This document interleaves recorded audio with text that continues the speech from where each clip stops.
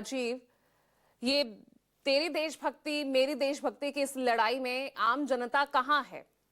हर आदमी अपने आप को, हर पक्ष अपने आप को देशभक्त साबित करने में लगा हुआ है। इस किताब के, अनपब्लिश्ड किताब के जिन अंश को लेकर जो ये संग्राम छिड़ा हुआ है,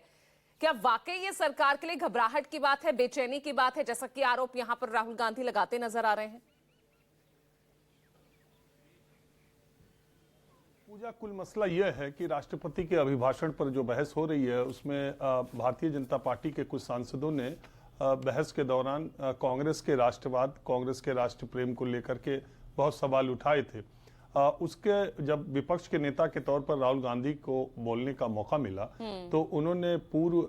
सेना अध्यक्ष MM नरवणे की किताब 4 स्टार्स ऑफ डेस्टिनी है जो प्रकाशित नहीं हुई,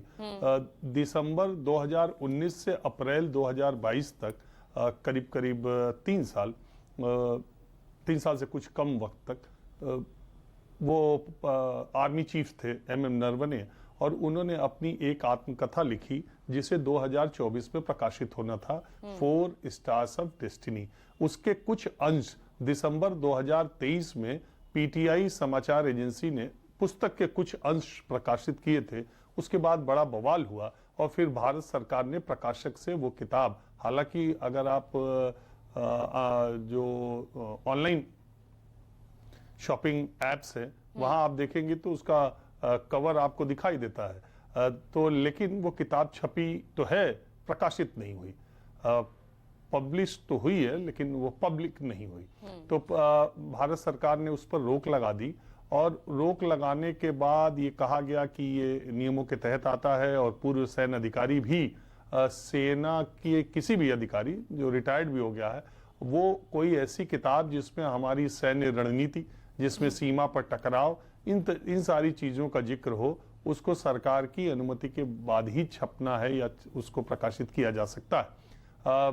सूत्रों के मुताबिक अभी नरवणे की किताब का लाइन बाय लाइन देखा जा रहा है कि उसमें क्या क्या, कितनी संजीदा चीजें लिखी हैं। इस बीच एक मैगजीन ने उसके कुछ अंश फिर प्रकाशित कर दिए, कुछ अंश, किताब तो प्रकाशित नहीं है। राहुल गांधी ने उसी मैगजीन के उन्हीं अंशों को लेकर के वहां पर जिक्र छेड़ दिया जिसमें यह था कि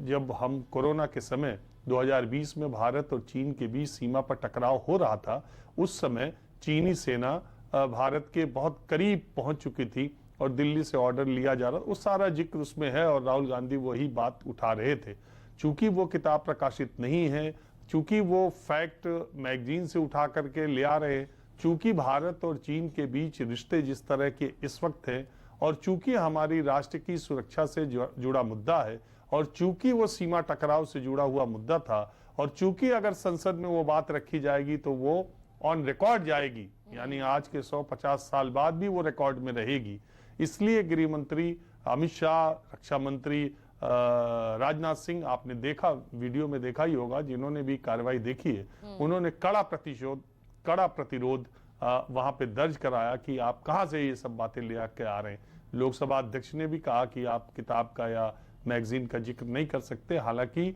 संसद की कार्रवाई मैंने भी एक दशक से ज्यादा कवर की है, न जाने कितनी बार प्रेस रिपोर्ट्स का हवाला देके, किताबों का हवाला देके, मैगजीन्स की रिपोर्ट्स का हवाला देके संसद में बहुत बार ऐसी बातें हुई हैं। हाल के दिनों में वंदे मातरम की डिबेट जो हुई थी, उसमें कितनी किताबों और कितनी चिट्ठियों का जिक्र हुआ सत्ता पक्ष और विपक्ष दोनों की तरफ से, लेकिन लोकसभा अध्यक्ष बार बार राहुल गांधी को रोकते रहे कि आप इस तरह से नहीं कर सकते हैं। अब कल शाम तक ये सबसे बड़ी खबर थी,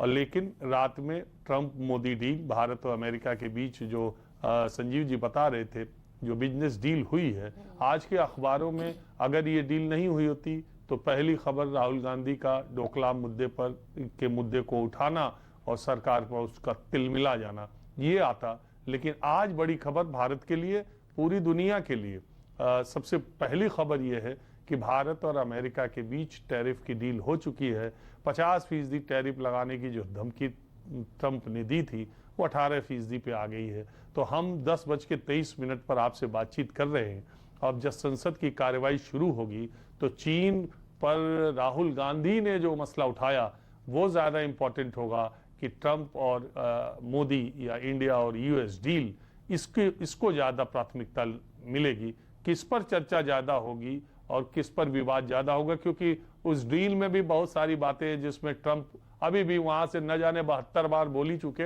अभी भी ट्रंप ऐलान कर रहे हैं कि इस डील के पीछे भारत को हमने मना कर दिया, वो रशिया से तेल नहीं लेगा, वो वेनेजुएला से लेगा जिसके राष्ट्रपति को उठा के ले जा करके अमेरिका में रख लिया है, कैद कर लिया है। तो वो ये सारी बातें ट्रंप कह रहे हैं, इसको लेकर भी सत्ता पक्ष विपक्ष में कुछ नोकझोंक होती है। चीन का मसला, ये दोनों महत्वपूर्ण मुद्दे हैं। देखना यह कि संसद आज किस पर गर्म होती है।